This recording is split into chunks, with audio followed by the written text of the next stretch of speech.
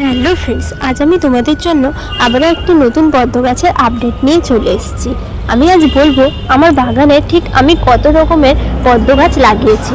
এটি হচ্ছে রানী রেড, অসংখ্য ফুল দেয়। আর এটি দিয়েই আমি ফার্স্ট পদ্ম বাগান শুরু করেছিলাম। এটি একটি দাদার থেকে পুরো একটা রেডিমেড গাছ নিয়ে এসেছিলাম 1 বছর আগে।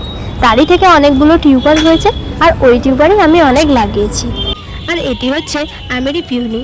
এই গাছটি অনেক ফুল দেয়। এই গাছটি ভুলে আমার দুটো আনা হয়ে গেছিলো। একটা দাদার থেকে হ্যান্ড টু হ্যান্ড নিয়েছিলাম, আইডি বলেছিল অন্য, হয়েছে অন্য ফুল। আর একটি দিদির থেকে এটি আমেরি পিওনি আমি এই গাছটা নিয়েছিলাম, আর আমেরি পিওনি ফুলই হয়েছে। আর এটি হচ্ছে মিনারিনি। এর ফুল আসতে প্রায় 3 মাস কি 4 মাস সময় লেগেছে। কারণটা ঠিক আমি জানি না, তবে এই গাছটি অনেক ফুল দেয় আর সবার বাগানে খুব তাড়াতাড়ি ফুল আসে।